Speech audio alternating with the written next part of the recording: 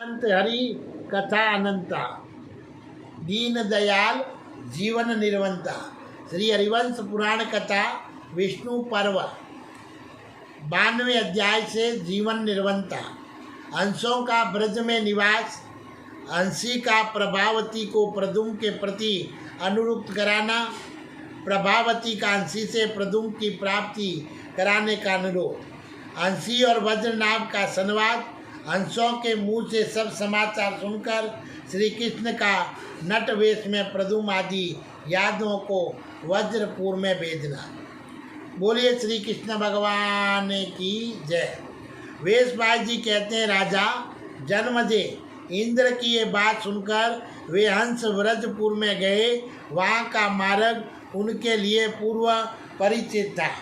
वीर में पक्षी वहाँ के रमणीय सरोवरों में जो स्पर्श के योग्य स्वर्ण में कमलों से आवृत थे जाकर बैठे। वे हंस अपूर्व संस्कृति भाषा बोलते और मधुर कलरव करते। यद्यपि वे उस नगर में पहले भी आ चुके थे, तथापि नए आए हुए के समान वहाँ के निवासियों को आश्चर्य में डाल रहे थे। नरेश्वर वे अंतपुर के भोग में आने वाली बावनिया में चढ़ने लगे। उन स्वर्गवासी हंसों पर वज्रनाभ की भी दृष्टि पड़ी। जनेश्वर वे हंस अत्यंत मधुर बोली बोल रहे थे। उन्हें देखकर उस दैत्य ने उनसे इस प्रकार कहा, हंसों, तुम लोग सदा स्वर्गलोक में रमते और मनोहर बोली बोलते हो। जब कभी यहाँ हम लोगों के घर उत्सव हो और तुम्हें उसका पता लग जाए तब तुम अवश्य यहाँ पधारना। ये तुम्हारा अपना ही घर है। स्वर्ग निवासी हंसों को यहाँ निर्भय होकर प्रवेश करना चाहिए। तो भारत वज्रनाभ के ऐसा कहने पर उन पक्षियों ने तथास्तु कहकर और उसकी बात मान ली और उस दानवराज के महल में प्रवेश किया। उन्होंने देवताओं के कार्य को सिद्ध करने की इच्छा से वह सबसे परिचय प्राप्त किया। वे मनुष्यों की सी बोली बोलते और भांति भांति की कथाएं कहते थे। समस्त कल्याण में पदार्थों का भोग करने वाले कश्यप वंशी दानवों की स्त्रियां अपने वंश से संबंध रखने वाली सुसंगत कथाएं सुनती हुई उनमें विशेष रूप से रम जाती थी। तदंतर वहाँ विचरते हुए हंसों ने उस समय वज्रनाभ की पुत्री मनोहर मुस्कान वाली सुंदरी प्रभावती को देखा। फिर उन सभी हंसों ने उस चारु आसनी राजकुमारी से परिचय कर लिया। राजकुमारी प्रभावती ने उस समय सूचीमुखी नाम वाली हंसी को अपनी सखी बना लिया। एक दिन की बात है, सूचीमुखी ने सैकड़ों कथाएं तथा भांति भांति की सुंदर उक्तियां सुनाकर अपनी सेठ सखी वज्रनाभ कुमारी प्रभावती के मन में पूर्ण विश्वास पैदा कर लिया। तत्पश्चात उससे पूछा, प्रभावती, मैं तुम्हें त्रिभुवन की अद्वितीय सुंदरी मानती हूँ। देवी, तुम रूपशील और गुणों में श्रेष्ठ हो, इसलिए मैं तुमसे कुछ कहना चाहती हूँ। बीरू चारु आसनी, तुम्हारी जवानी व्यर्थ बीती जा रही है। जैसे जल का बहता हुआ स्रोत फिर पीछे नहीं लौटता, उसी प्रकार जो अवस्था बीत गई वे फिर वापस नहीं आती है। देवी कल्याणी, संसार में स्त्रियों के लिए कामों उपभोग के समान दूसरा कोई सुख नहीं है। यह मैं तुमसे सत्य कहती हूँ। सर्वांग शोभने तुम्हारे पिता ने तुम्हें स्वयंवर में उपस्थित किया, परंतु तुम देवताओं तथा असुरों के कुल में उत्पन्न हुई किन्हीं योग्य पुरुष का वर्णन नहीं करती हो। इसका क्या कारण है? सुबह सुछौणी तुम्हारे इनकार कर देने पर ब्याह के लिए आए हुए पुरुष लज्जित होकर लौट जाते हैं। देवी, जो रूप और शौर्य आदि गुणों से युक्त है तथा तुम्हारे कुल के सर्वथा अनुरूप है, ऐसे कुल और रूप में अपने ही समान पुरुषों के आने पर भी तुम उन्हें वर्ण करना नहीं चाहती। ऐसा क्यों करती हो? भला रुक्मणी नंदन प्रदुम यहाँ किस लिए आएंगे, जिनके रूप और कुल की समानता करने वाला त्रिलोकी में दूसरा कोई नहीं है। सुबह सर्वांग सुंदरी वे गुणों अथवा शौर्य में भी सबसे बढ़कर है। सुक्षौणी में महाबली, प्रथुम देवता में देवता, दानवों में दानव और मनुष्यों में भी धर्मात्मा मनुष्य है। देवी जैसे दूध देने वाली गौओं के थन और सरितों के स्रोत टपकते हैं, उसी तरह उन प्रधुम को देकर सदा स्त्रियों के जगन प्रदेश आद्रा आर्द्र हो जाते हैं। उनके मुख की पूर्ण चंद्र से, नैनों की नील कमल से अथवा गति चाल की सिंह से मैं उपमा नहीं दे सकती, क्योंकि ये सब हीन प्रतीत होते हैं। सुबह सुंदरी प्रभावशाली भगवान विष्णु ने सारे जगत का सार निकालकर अनंग को सांग करके अपने उस पुत्र का निर्माण किया है। बाल्यावस्था में उन्हें सब्रासुर ने हर लिया था, परंतु उन्होंने बड़े होने पर उस पापी को मार डाला। उसकी सारी मायाएं प्राप्त कर ली और फिर भी किसी के शील का विनाश नहीं किया। पृथुशोणी, तुम मन से जिन जिन उत्तम गुणों की कल्पना करोगी अथवा तीनों लोकों में जो जो श्रेष्ठ गुण वाचनीय हैं, वे सब के सब प्रधुम में वर्तमान हैं। वे कांति में अग्नि के समान, क्षमा में पृथ्वी के तुल्य, तेज में सूर्य के सदस्य तथा गंभीरता में सागर के समान है। ये सुनकर वामनी प्रभावती ने सूची मुखी से इस प्रकार कहा। प्रभावती बोली, सौम्य, मैंने बुद्धिमान नारद जी तथा अपने पिता के मुख से कई बार सुना है कि भगवान विष्णु इस समय मनुष्य लोक में अवतन्य होकर विराज रहे हैं। पाप रहित माननी शाखा नगर के प्रदेश में जो असुर निवास करते हैं, उन्हें मेरे पिता दानवराज वज्रनाभ भगवान विष्णु के विषय में इस प्रकार संदेश दिया करते हैं। विष्णु दैत्यों के शत्रु के रूप में प्रसिद्ध है, अतः उन्हें सदा के लिए त्याग देना चाहिए। उन्होंने अपने तेजस्वी चक्र, सांग धनुष तथा कामोद की गदा के द्वारा दैत्यों के बहुत से कुल दग्ध कर डाले। पवित्र मुस्कान वाली हंसी प्राय सभी स्त्रियों का ऐसा ही मनोरथ होता है कि मेरा पति कुल पितृ कुल से श्रेष्ठ हो।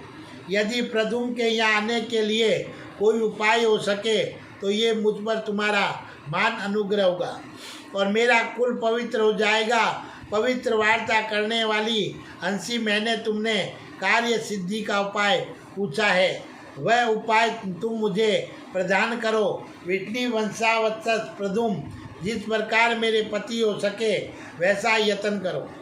मैंने असुरों की बड़ी बुढ़ी स्त्रियों के मुख से ये बात सुनी है कि भगवान विष्णु दैत्यों के अत्यंत वैरी और उन्हें उद्यंग में डालने वाले। प्रधुम के जन्म का वृत्तांत मैंने पहले भी सुना है और जिस प्रकार उनके द्वारा बलवान काल सबर मारा गया था, वह प्रसंग भी मेरे सुनने में आया है। साध्वी श्रोमणे, प्रधुम सदा मेरे हृदय में विद्यमान रहता है, परंतु ऐसी कोई युक्ति या साधन नहीं है जिससे उनके साथ मेरा समागम हो सके। आदन्या सखी, मैं तुम्हारी दासी हूँ और तुम्हें दूती के काम पर नियुक्त करती हूँ। तुम विदुषी हो, मेरे और प्रधुम के मिलन का कोई उपाय बताओ। तब हंसी ने उनसे सांत्वना देकर हंसते हुए कहा। शुचि मुखी बोली, चारु आसनी शुचि स्मते, मैं वहाँ तुम्हारी दूती बनकर जाऊंगी और प्रधुम से तुम्हारी इस उदार भक्ति का वर्णन करूंगी। सुक्षौणी, मैं ऐसा प्रयत्न भी करूंगी जिससे मैं तुम्हारे निकट पधारेंगे और तुम साक्षात काम से मिलकर अपनी कामना सफल करोगी। पवित्र नेत्रों वाली राजकुमारी विशाल लोचने, मेरी इस बात को तुम सदा याद रखना। अपने पिता के सामने बराबर मेरे कथा कौशल की चर्चा करती हुई यह कहना कि शुचिमुखी कथा कहने में बहुत ही कुशल है। देवी, वहाँ पिता के निकट तुम सदा मेरे हित साधन का ध्यान रखना। शुचिमुखी के ऐसा कहने पर प्रभावती ने वैसा ही किया जैसा कि उस हंसी ने उनसे कहा था। उस समय दानवराज वज्रनाभ ने अंतपुर में उस हंसी से पूछा, शुचिमुखी, प्रभावती ने बताया है कि तुम कथा कहने में बड़ी चतुर हो अतः उत्तम पक्षिणी तुम कोई कथा कहो, क्योंकि योग्यता में बड़ी हो। बताओ संसार में तुमने कौन सी आश्चर्य की बात देखी है, तो अनिदिते जिसे दूसरों ने पहले कभी नहीं देखा हो। ऐसी कोई योग्य या अयोग्य आश्चर्य की बात तुमने देखी हो तो बताओ। तो नरेश शिरोमणि तब हंसी ने महातेजस्वी दानवराज वज्रनाभ को संबोधित करके कहा, सुनिए दानव सेठ, मैंने मेरी गिरी में पार्श्व भाग में साध्वी मनस्वी सांडिली को देखा है, जो वहाँ आश्चर्यजनक कार्य करती है और समस्त प्राणियों के हित में तत्पर रहने वाली कौशल्या सुमना का भी किसी प्रकार दर्शन किया है, जो शैलपुत्री शेष सांडिली की शुभ सखी है। एक नट को भी मैंने देखा है, जिसे मुनियों ने अभीष्ट वर दे रखा है। वह शुभ लक्षण नट इच्छानुसार रूप धारण करने वाला भोजनीय तथा त्रिभुवन में सबको सदा ही प्रिय है। वीर वह उत्तर कुरु में जाता तथा कामाद्रीप की यात्रा करता, अनंत व भद्राश्व केतुमाल तथा अन्य द्वीपों में भी जाया करता है। देवता और गंधर्व ही जिन्हें गाते हैं उन गीतों को भी वह गाता है तथा भांति भांति के नृत्यों को भी जानता है, और वह अपने नृत्यों से देवताओं को भी सर्वत्र आश्चर्यचकित कर देता है।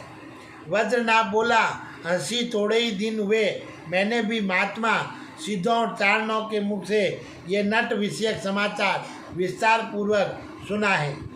पक्षी नंदिनी मुझे भी उस वर प्राप्त नट को देखने के लिए सर्वथा उत्कंठा हो रही है, परंतु मालूम होता है मेरी प्रसिद्धि उसके कानों तक नहीं गई है, इसलिए वह अब तक यहाँ नहीं आ सका।